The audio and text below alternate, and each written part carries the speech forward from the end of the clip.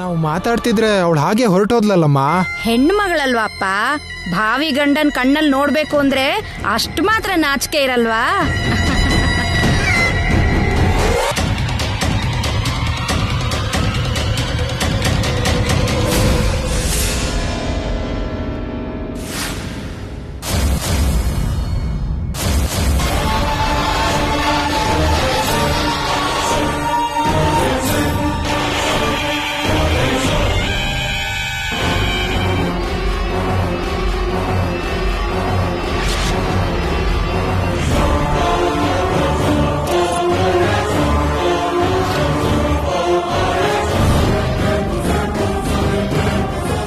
ಏನಿದು?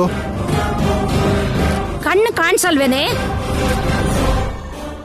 ಶುಭ ಕಾರ್ಯಕ್ಕೆ ತಾಳಿ ತಂದಿದ್ರೆ ಕೆಳಗ್ ಬೀಳಿಸ್ತೀಯಾ? ಚಿಕ್ಕಮ್ಮ, ಬುದ್ಧಿ ಇದೆಯಾ ನಿನಗೆ?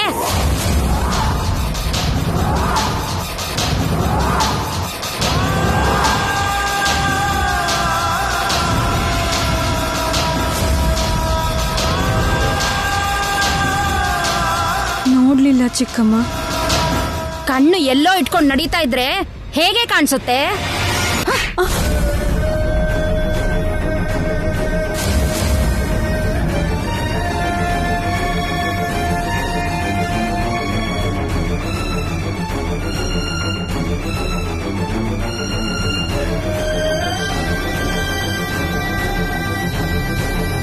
ಅತ್ತೆ,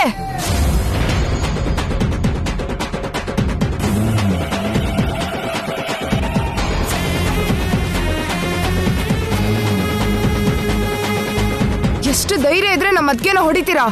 ಹೊಡಿಯೋಕ್ ಧೈರ್ಯ ಯಾಕಮ್ಮ, ಕೈ ಇದ್ರೆ ಸಾಲ್ದ?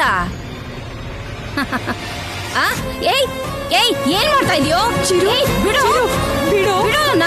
ಏಯ್ ಏಯ್, ಏನ್ ಮಾಡ್ತಾ ಇದೀಯೋ? ಬಿಡು ಬಿಡು ಚಿರು. ಚಿರು ಚಿರು ಚಿರು.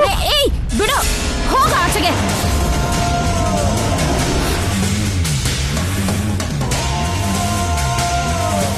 ಚಿರು,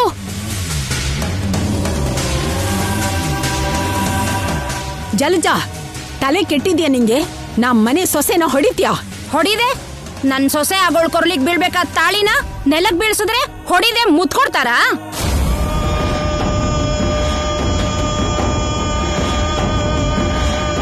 ಇಷ್ಟಕ್ಕೂ ಇಂಥ ಶುಭ ಕಾರ್ಯದ ಕೆಲಸ ನಡೀತಿರುವಾಗ ಗಂಡ ಸತ್ತಿರೋ ವಿಧವೆ ಮಧ್ಯದಲ್ಲಿ ಬರಬಾರ್ದು ಅಂತ ಗೊತ್ತಾಗಲ್ವಾ?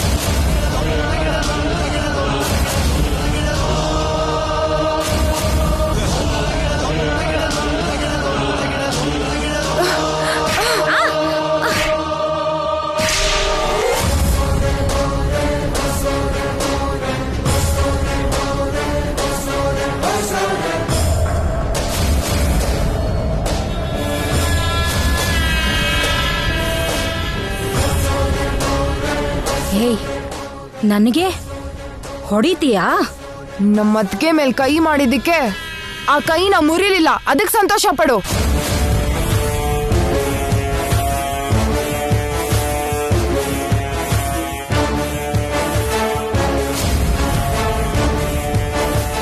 ಏನಂದೆ? ನಮ್ಮ ಅತ್ತಿಗೆ ವಿಧವೆನಾ? ಗಂಡ ಸತ್ತೋಳ್ನ ವಿಧವೆ ಅಂದೆ ಇನ್ನೇನಂತಾರೆ? ನಮ್ಮಣ್ಣ ಸತ್ತೋಗಿದ್ದಾರೆ ಅಂತ ನಿಮ್ಗೆ ಯಾರು ಹೇಳಿದ್ದು?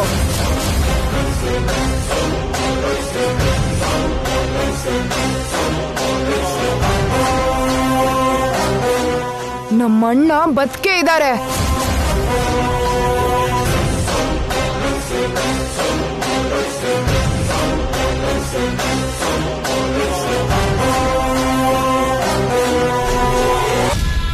ಏನ್ ಹೇಳ್ತಾ ಇದೀಯ ಭೈರವಿ?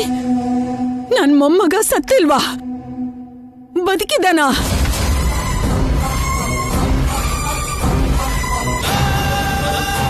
ಹೇಳು ಭೈರವಿ, ನಿಮ್ಮಣ್ಣ ಆದಿತ್ಯ ಬದುಕೇ ಇದ್ದಾನ?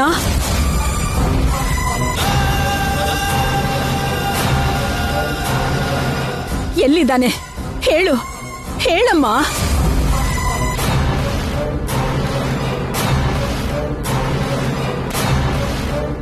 ನೀವಷ್ಟು ಅಮಾಯಕರಾತೆ?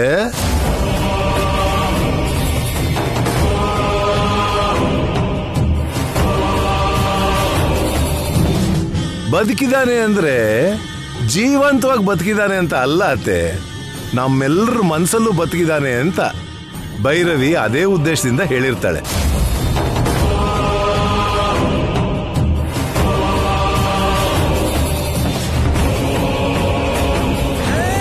ಅಲ್ವಾ ಭೈರವಿ?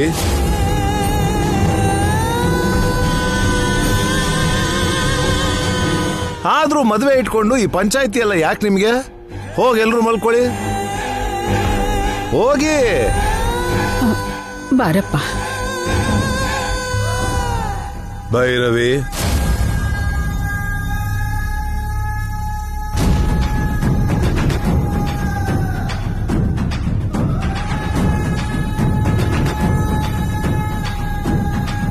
ನಮ್ಮ ಅಣ್ಣ ಇನ್ನೂ ಬದುಕಿದಾನೆ, ನಮ್ಮ ಅಣ್ಣನ್ ನಾನು ನೋಡ್ದೆ ಅಂತ ಎಲ್ಲರತ್ರ ಹೇಳ್ಬೇಕು ಅಂತಿದ್ಯಾ?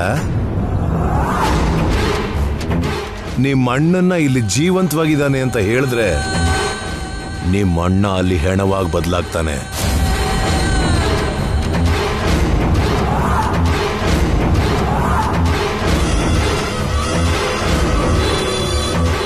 ಮಾವ, ಅದು ಅದು ಅತ್ತೆ ಅದ್ಗೆ ಹೊಡೆದ್ರು ಅನ್ನೋ ಕೋಪದಲ್ಲಿ ಬಾಯಿ ತಪ್ಪಿ ಹೇಳ್ದೆ. ಸಾರಿ ಮಾವ. ಮದುವೆ ಆಗೋವರೆಗೂ ಅತಿ ಬುದ್ಧಿವಂತಲಾಗಿಯೋ ಅತಿ ದಡ್ಡಿ ತರ ನಡ್ಕೊಳಕ್ ಹೋದ್ಯೋ ನಿಮ್ಮ ಅಣ್ಣನ್ನ ನೀನು ಶಾಶ್ವತವಾಗಿ ಕಳ್ಕೋಬೇಕಾಗುತ್ತೆ.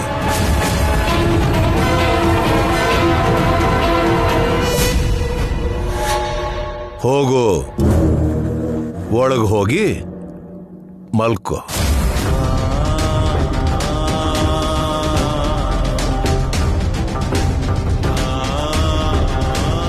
ಏನ್ರಿ ಭೈರವಿ ನಂಗ್ ಹೊಡೆದ್ಲು ರೀ. ನೋಡು, ಭೈರವಿ ಈಗ ನಿನ್ನ ಸೋದರ ಸೊಸೆ, ಮುಂದೆ ಸೊಸೆ ಆಗೋಳು. ಸೊಸೆ ಆದ್ಮೇಲೆ ಅವಳನ್ನ ಏನ್ ಬೇಕಾದ್ರೂ ನೀನ್ ಮಾಡು. ಒಂದ್ ವೇಳೆ ಆ ಟ್ಯಾಲೆಂಟ್ ನಿನ್ಗಿಲ್ಲ ಅಂದ್ರೆ ರಮಾದೇವಿ, ಉಮಾ ಶಿವಕುಮಾರ್ ಆಕ್ಟ್ ಮಾಡಿರೋ ಹಳೇ ಸಿನಿಮಾಗಳಿವೆ, ಅವನ್ನ ಯೂಟ್ಯೂಬ್ ಅಲ್ಲಿ ನೋಡು. ನಾನು ಹೊರಗೋಗಿ ಬರ್ತೀನಿ. ಅಮ್ಮ, ಅಪ್ಪ ಒಳ್ಳೆ ಸಜೆಷನ್ ಕೊಟ್ರಮ್ಮ. ಸೊಸೆ ಆದೋಳ್ನ ಹುರಿದು ಮುಕ್ಕೋಕೆ ನಿಮ್ಮಪ್ಪ ಹೇಳ್ದಾಗೆ ರಮಾದೇವಿ ಸಿನಿಮಾ ನೋಡೋ ಅಗತ್ಯ ಏನಿಲ್ಲ. ನನಗಿರೋ ಟ್ಯಾಲೆಂಟೇ ಸಾಕು. ಅಮ್ಮ ಹೇಳಿದ್ದು ಕರೆಕ್ಟೇ. ಅಮ್ಮ,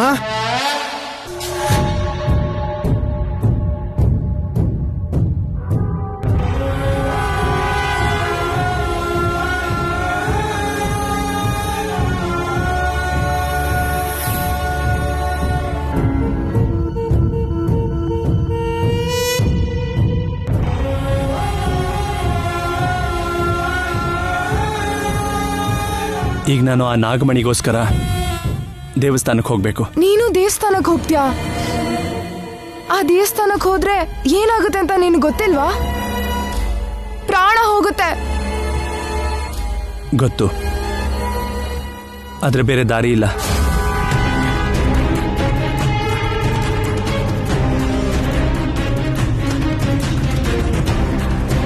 ದೇವಸ್ಥಾನಕ್ಕೆ ಹೋಗೋದು ಅಪಾಯ ಅಂತ ಗೊತ್ತಿದ್ರು ಕೂಡ ಅರ್ಜುನ್ ಅತ್ತೆಗೋಸ್ಕರ ಹೋಗ್ತಿದ್ದಾನೆ. ಅರ್ಜುನ್ ಜೊತೆ ಅತ್ತೆನ ಕಾಪಾಡ್ಕೊಳ್ಳೋ ಜವಾಬ್ದಾರಿ ನನ್ಗೂ ಇದೆ.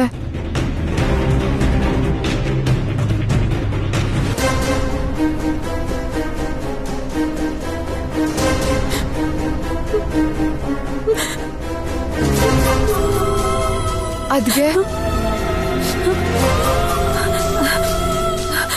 ಏನ್ ಭೈರವಿ?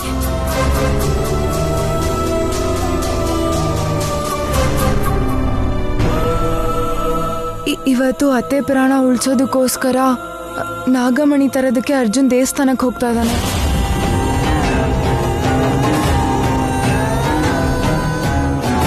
ಅರ್ಜುನ್ಗೆ ನಾನು ಜೊತೆಯಾಗಿ ಹೋಗೋಣ ಅನ್ಕೊಂಡಿದ್ದೀನಿ.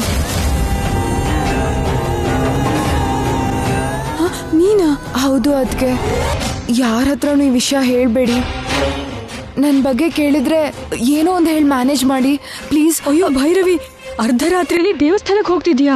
ಇಲ್ಲ ಅದ್ಗೆ ನಾನು ಹೋಗ್ಬೇಕು, ಪ್ಲೀಸ್ ನನ್ ತಡಿಬೇಡಿ. ಹಾ, ಬೇಡ, ನನ್ ಮಾತು ಕೇಳು ಭೈರವಿ. ಭೈರವಿ,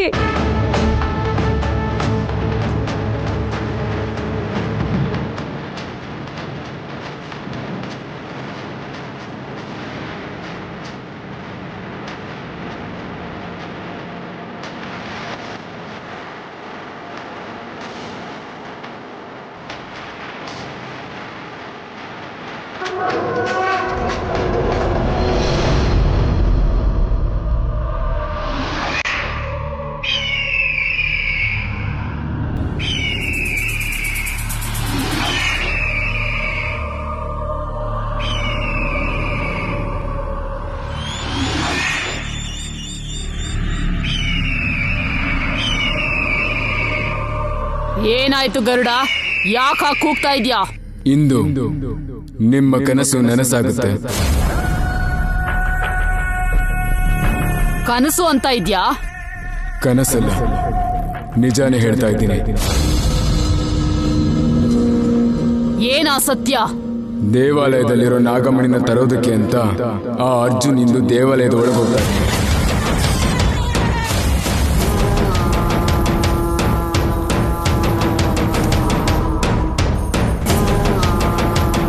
ಆವೇಶದಿಂದ ಅಪ್ರಸ್ತುತವಾಗಿ ಹೋಗ್ತಾ ಇಲ್ಲ, ಸಂಕಲ್ಪಬದ್ಧನಾಗಿ ಹೋಗ್ತಾ ಇದ್ದಾರೆ. ಆದ್ದರಿಂದ ಅವನು ನಾಗಮಣಿಯನ್ನು ತರುವ ಸಾಧ್ಯತೆ ಇದೆ. ಅವನನ್ನು ಹಿಂಬಾಲಿಸುತ್ತಾ ಹೋದರೆ ನೀನು ಕೂಡ ಆ ದೇವಾಲಯವನ್ನು ಪ್ರವೇಶಿಸಬಹುದು.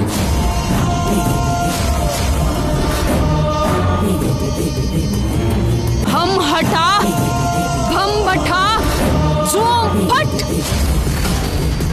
ನಾಗಾವರದಲ್ಲಿ ಒಂದು ಶಿವಾಲಯ ಇದೆ. ಆ ಆಲಯದಲ್ಲಿ ನಾಗಮಣಿ ಇದೆ.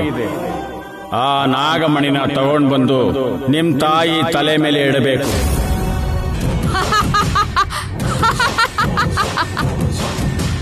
ಭಲೆ ಗರುಡ ಭಲೆ, ಒಳ್ಳೆ ವಿಷಯನೇ ಹೇಳಿದ್ಯಾ. ಈ ಶುಭ ಗಳಿಗೆಗೋಸ್ಕರ ಇಷ್ಟು ವರ್ಷ ಕಾಯ್ತಾ ಇದ್ದೆ. ಭಲೆ, ಅವನನ್ನ ಹಿಂಬಾಲಿಸ್ಕೊಂಡು ಹೋಗಿ ದೇವಸ್ಥಾನದಲ್ಲಿರೋ ಆ ಬೆಲೆ ಕಟ್ಟಕ್ಕಾಗದೆ ಇರೋ ಆ ಗ್ರಂಥನ ಕೈಗೆತ್ಕೊಳ್ತೀನಿ.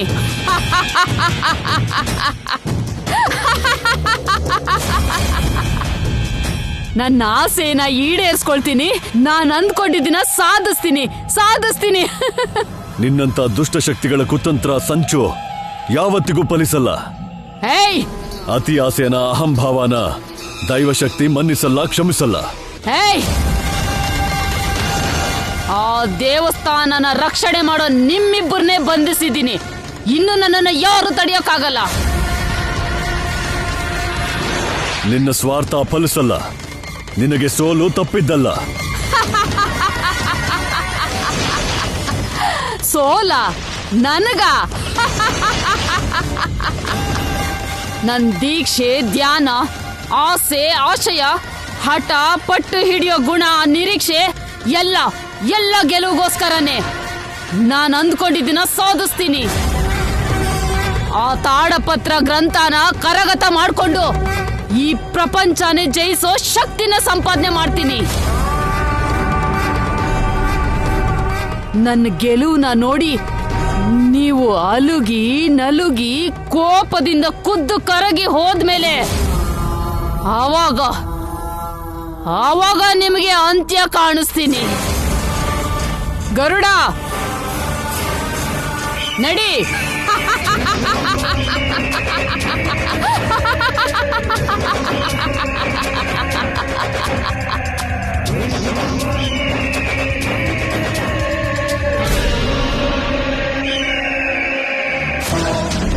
ಮಾವ, ಈ ಅನಂತವಾದ ಸೃಷ್ಟಿ ವೈವಿಧ್ಯದ ಬಗ್ಗೆ, ಅದಲ್ಲದೆ ಸೃಷ್ಟಿಲಿರೋ ಮಾನವ ಬದುಕಿಗೆ ಸಂಬಂಧಪಟ್ಟ ಅದ್ಭುತ ರಹಸ್ಯಗಳು ಎಷ್ಟು ಆ ಗ್ರಂಥದಲ್ಲಿ ಇದೆ. ಅಪರೂಪವಾದ ಆ ತಾಳಪತ್ರ ಗ್ರಂಥ ಈ ಮಾಟಗಾತಿ ಕೈಗೆ ಸಿಕ್ಕಿದ್ರೆ ನಡೆಯೋದೇ ಬರೀ ವಿಧ್ವಂಸ, ವಿನಾಶ ಮಾವ. ಹೌದು ಮಲ್ಲಿ, ಯಾವ ಥರದಲ್ಲೂ ಅರಾಜಕತೆ, ಕೆಟ್ಟ ಕೃತ್ಯ ನಡಿಬಾರದು ಅಂದ್ರೆ ಹೇಗಾದ್ರೂ ಸರಿ ಈ ದುಷ್ಟಶಕ್ತಿಗಳು ದೇವಸ್ಥಾನದೊಳಗೆ ಪ್ರವೇಶ ಮಾಡೋದನ್ನ ತಡಿಬೇಕು. ಬಂದಿಗಳಾಗಿರೋ ನಾವು ಹೇಗ್ ತಡೆಯಕ್ಕಾಗತ್ತೆ ಮಾವ?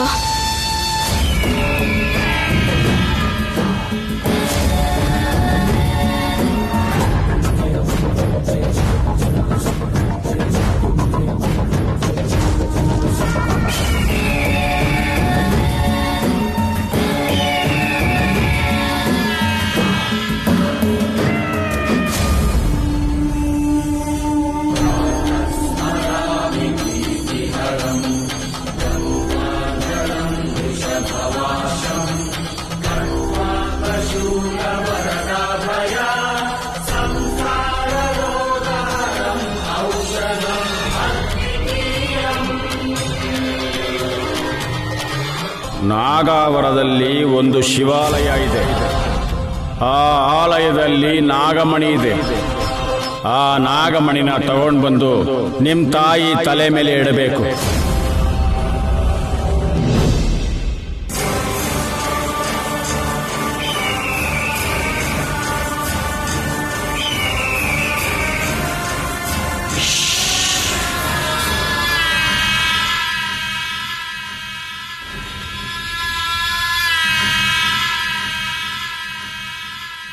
ನಮಸ್ತೆ ಶಿವಯ್ಯ ಅವರೇ. ಈ ಸಮಯದಲ್ಲಿ ಇಲ್ಲಿ ನಿನಗೇನು ಕೆಲಸ? ನಮ್ಮಮ್ಮನ ಪ್ರಾಣಕ್ಕೆ ತೊಂದರೆ ಇದೆ. ಅವ್ರನ್ನ ಬದುಕಿಸ್ಕೊಳ್ಳೋದಕ್ಕೆ ಒಂದು ಮುಖ್ಯವಾದ ಕೆಲಸದ ಮೇಲೆ ಬಂದಿದ್ದೀನಿ.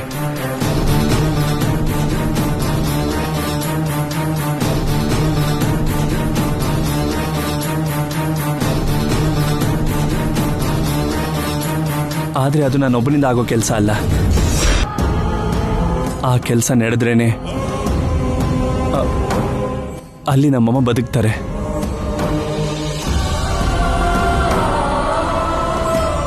ಅದಕ್ಕೆ ನಿಮ್ಮ ಆಶೀರ್ವಾದ ಬೇಕಾಗಿತ್ತು.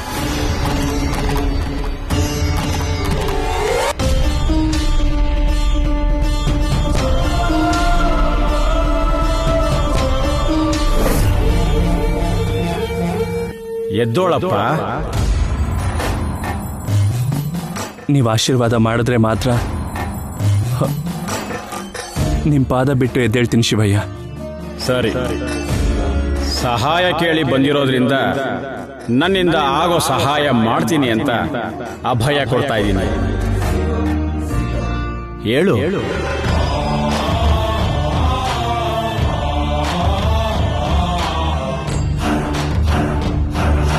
ಏನ್ ಕೆಲಸದ ಮೇಲೆ ಬಂದಿದ್ಯಾ?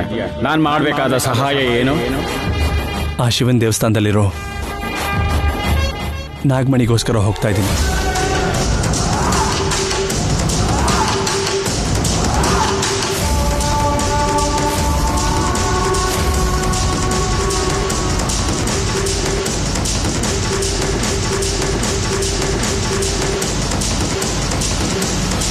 ನಾನು ಆ ದೇವಸ್ಥಾನದ ಒಳಗೆ ಹೋಗೋಕೆ ನೀವು ನನಗೆ ಸಹಾಯ ಮಾಡಬೇಕು. ಅಸಂಭವ.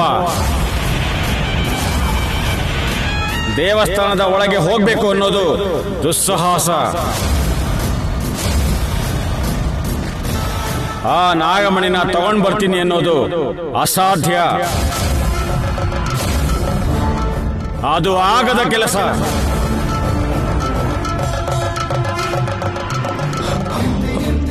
ನಿಮ್ಮ ಆಶೀರ್ವಾದ ಇದ್ರೆ ಏನ್ ಬೇಕಾದ್ರೂ ಸಾಧಿಸ್ಬೋದು ಅನ್ನೋ ನಂಬಿಕೆ ನನಗಿದೆ. ಜನ್ಮ ಕೊಟ್ಟಿರೋ ನನ್ನ ತಾಯಿನ ಉಳಿಸ್ಕೊಳ್ಳೋಕ್ಕೋಸ್ಕರ ನನ್ನ ಪ್ರಾಣ ಬೇಕಾದ್ರೂ ಕೊಡ್ತೀನಿ.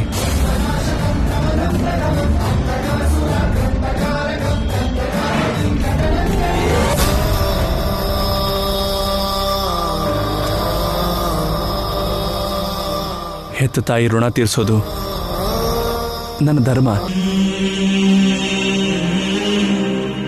ನನ್ನ ಧರ್ಮನ ನಡೆಸ್ಕೊಳ್ಳೋದಕ್ಕೆ ನಿಮ್ಮ ಸಹಕಾರ ಬೇಕು. ಈ ಪರಿಸ್ಥಿತಿಲಿ ನನಗೆ ನಿಮ್ಮನ್ನು ಬಿಟ್ರೆ ಇನ್ಯಾರೂ ಸಹಾಯ ಮಾಡೋದಿಲ್ಲ. ಅಭಯ ಕೊಟ್ಟಿದ್ದೀರಾ, ಸಹಾಯ ಮಾಡಿ ಶಿವಯ್ಯ.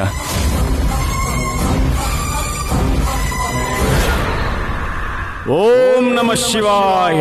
ಶಿವ ಶಿವ ಶಿವ ಶಿವ ಶಿವ.